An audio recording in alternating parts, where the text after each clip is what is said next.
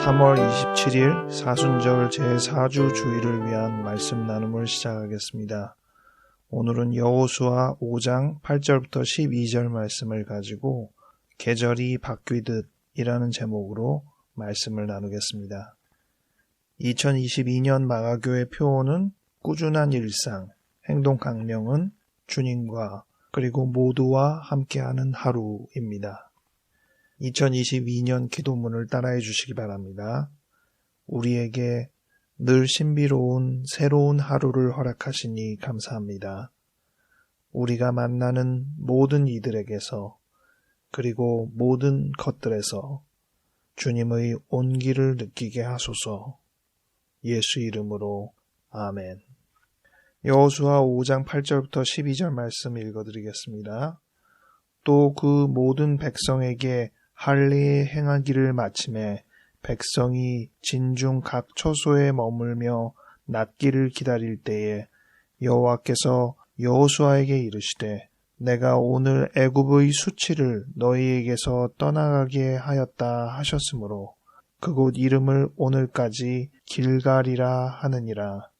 또 이스라엘 자손들이 길갈에 진쳤고 그달 14일 저녁에는 여리고 평지에서 유월절을 지켰으며 유월절 이튿날에 그 땅의 소산물을 먹되 그날에 무교병과 볶은 곡식을 먹었더라. 또 그 땅의 소산물을 먹은 다음 날에 만나가 그쳤으니 이스라엘 사람들이 다시는 만나를 얻지 못하였고 그 해에 가나안 땅의 소출을 먹었더라. 아멘. 이번 주가 사순절 제4주입니다. 사순절 제23일부터 28일이 됩니다. 봄을 알리는 꽃들이 만개한 시기가 아직 오지 않았습니다. 우리는 여전히 봄을 기다리고 있습니다. 오늘 제목을 계절이 바뀌듯이라고 정했는데 렌트, 이 사순절이 봄을 맞이하는 의미로서의 주간이기도 하고 또 오늘 말씀이 이 변화에 대해서 생각해 볼 수 있는 본문이기 때문에 제목을 계절이 바뀌듯이라고 정했습니다. 오늘 5장부터 읽었는데 4장부터 보면 이스라엘 백성이 여호수아 지도자와 함께 요단강을 건넙니다. 이스라엘 백성이 이집트를 벗어날 때 홍해가 갈라져서 물을 지난 것과 같이 요단 강이 갈라져서 하나님의 백성이 요단을 걸어서 건넌 내용이 나옵니다. 하나님의 궤가 제사장과 함께 물에 들어가자 물이 끊어지고 요단강 한가운데에 하나님의 궤와 제사장들이 서 있었습니다. 이스라엘 백성이 지나갈 때 12지파의 대표격인 사람들이 하나님의 궤와 제사장이 있는 그 주변에 있는 돌을 하나씩 챙겼습니다. 그리고 완전히 건너가서 그 돌무더기를 쌓고 하나님께서 우리를 이렇게 이끌어 주셨다라고 상징을 합니다. 그 돌을 쌓은 지역이 이름이 뭐냐? 길갈입니다. 그 지역의 이름이 왜 길갈이냐? 그것은 오늘 본문에 나옵니다. 원래 그 지역의 이름이 길갈이 아니라 그 지역이 있는데 그 지역에 특별한 의미를 부여해서 길갈이라고 칭하게 된 것이죠. 어떠한 특별한 일이 있었느냐? 할례를 행하였습니다. 이스라엘 백성들이 할례를 행하고 그 지역을 길갈이라고 이름 붙인 내용이 오늘 본문에 나옵니다. 9절에 내가 오늘 애굽의 수치를 너희에게서 떠나게 하였다 하셨으므로 그곳 이름을 오늘까지 길갈이라 하느니라. 각주에 보면 이 길갈이란 뜻은 굴러간다 이렇게 적혀 있습니다. 이런 의미로 길갈이라는 명칭이 그 지역 이름이 된 것입니다. 할례는 하나님께서 당신의 백성을 특정하기 위해서 정해주신 대표적인 예식이죠. 이스라엘 백성들이 할례를 행한 다음에 그 땅에서 유월절을 지켰습니다. 그리고 그 유월절을 지킨 이후로 더 이상 만나가 내리지 않았습니다. 하나님께서는 이스라엘 백성들을 위해서 하늘에서 만나를 내리셔서 광야 40년 동안 그들을 먹여 살리셨는데 이제는 땅에서 경작하여 얻은 소출로 그들이 양식을 삼게 되는 변화의 시기를 맞이한 것입니다. 계절이 바뀌듯이라는 제목처럼 이제 이스라엘 사람들은 만나의 시대를 접고 경작하여 곡식을 수확하는 시대로 바뀌었습니다. 그 새로운 시기를 맞이하기 전에 그들은 몸에 할례라는 표징을 행했습니다. 그들이 하나님의 백성임을 그들의 몸에 새겨서 하나님의 백성으로서의 삶을 살겠노라고 다짐하였고, 그 즉시 하나님께서 주신 만나는 더 이상 공급되지 않는 것입니다. 참 아이러니하죠. 할례를 받았으나 만나는 사라졌습니다. 계절이 바뀐다는 것도 그렇죠. 겨울은 사라지지만 봄이 옵니다. 겨울이 가야 봄이 온다고도 할 수 있습니다. 겨울은 우리에게 겨울의 흔적을 남기고 새로운 봄을 선사합니다. 우리는 그 흔적을 가진 채로 과거를 버리고 새로운 시기를 맞이해야 합니다. 이처럼 하나를 얻고 하나를 버리게 되는 일들이 여러 부분에서 성경에서 찾아낼 수 있을 텐데, 오늘 저는 엠마오로 가는 두 제자의 경험을 잠시 읽어드리려고 합니다. 누가복음 24장 28절부터 35절. 그들이 가는 마을에 가까이 가매 예수는 더 가려 하는 것 같이 하시니 그들이 강권하여 이르되 우리와 함께 유하사이다. 때가 저물어 가고 날이 이미 기울였나이다 하니 이에 그들이 함께 유하러 들어가시니라. 그들이 함께 음식 잡수실 때에 떡을 가지사 축사하시고 떼어 그들에게 주시니 그들의 눈이 밝아져 그인 줄 알아보더니 예수는 그들에게 보이지 아니하시는지라. 그들이 서로 말하되 길에서 우리에게 말씀하시고 우리에게 성경을 풀어주실 때에 우리 속에서 마음이 뜨겁지 아니하더냐 하고 곧 그때로 일어나 예루살렘에 돌아가 보니 11 제자 및 그들과 함께한 자들이 모여 있어 말하기를 주께서 과연 살아나시고 시몬에게 보이셨다 하는지라. 두 사람도 길에서 된 일과 예수께서 떡을 떼심으로 자기들에게 알려지신 것을 말하더라.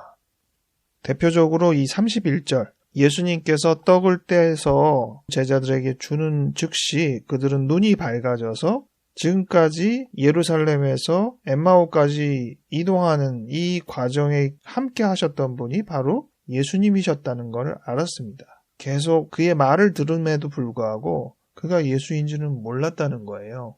그런데 빵을 받아서 예수님이구나 깨닫는 순간 예수님은 사라졌다는 겁니다. 그들이 깨달은 순간 예수님은 더 이상 그들 앞에 계시지 않았어요. 그들에게는 흔적만 남았습니다. 어떤 흔적이죠? 기억이죠. 엠마오까지 오는 동안 그들과 나눴던 대화의 기억, 그것이 흔적이죠. 그 당시에는 예수님이라는 걸 몰랐지만 지금 되돌아 생각했을 때 그것이 예수님과 함께한 시간이었다고 증언할 수 있는 기억.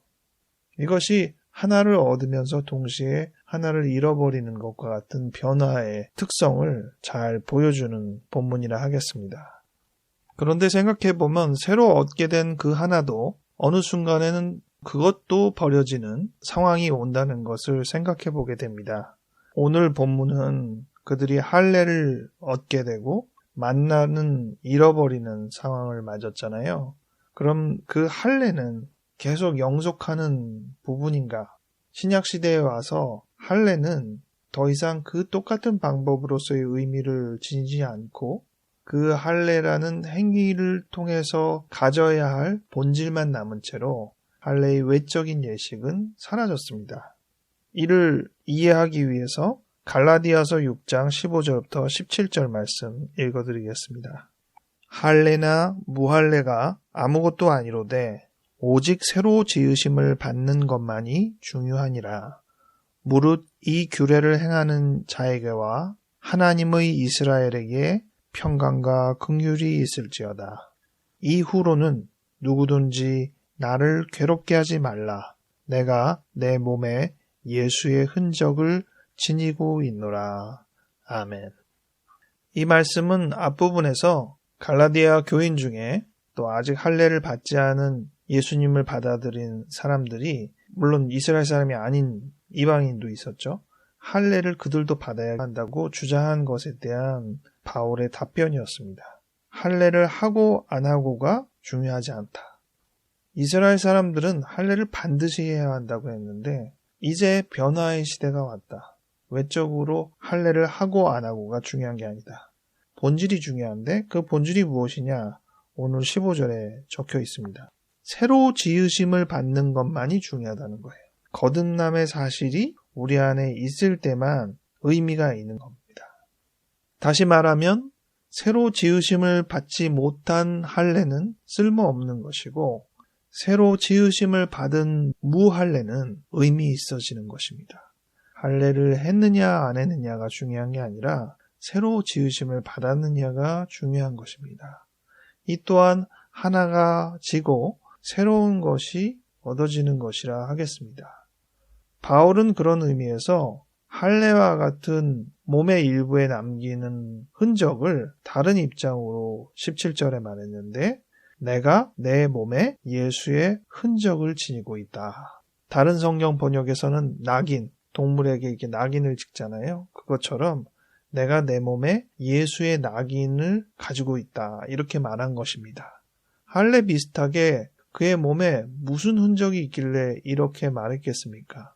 일반적인 해석은 그가 복음을 전하면서 받게 된 여러 고난 때문에 나타난 몸의 상처를 의미하는 것으로 해석합니다.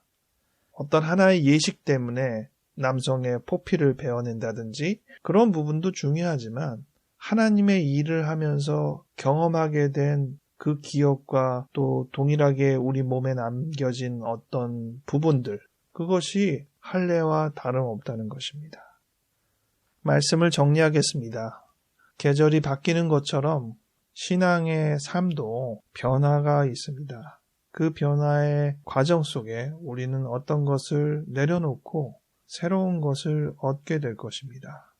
우리가 내려놓아야 할 것을 붙잡는다면 우리에게 변화는 없습니다. 내려놓아야 할 것이 꼭 나빠서 내려놓는 것은 아닙니다. 만나가 나빠서 없어진 것입니까? 엠마오의 제자들에게 예수님이 나빠서 사라지신 것입니까? 아니겠죠. 하지만 새로 오실 것을 위해서라면 이 과정이 불가피하게 필요하다는 것입니다. 예수님께서도 그렇게 말씀하셨습니다. 내가 떠나지 아니하면 성령이 오시지 않는다.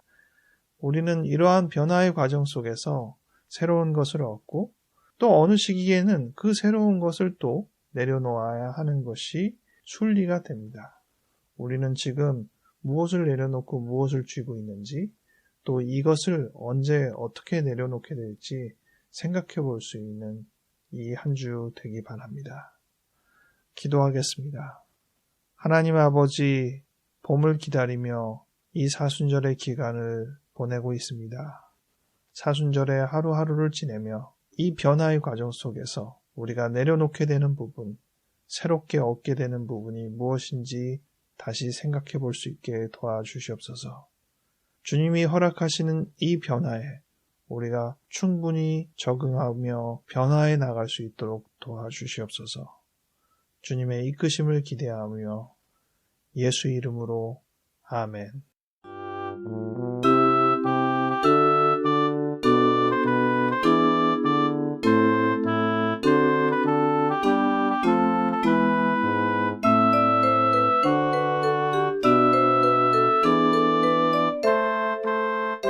녹음하고 있는 이 토요일 비가 많이 내리고 있습니다. 아무쪼록 우리의 마음이, 우리의 영혼이 촉촉히 적셔지기를 기대하며 이 사순절 하루하루와 함께 봄을 맞이하는 시간 됐으면 좋겠습니다. 건강하게 잘 지내시고 다음 주에 다시 뵙겠습니다.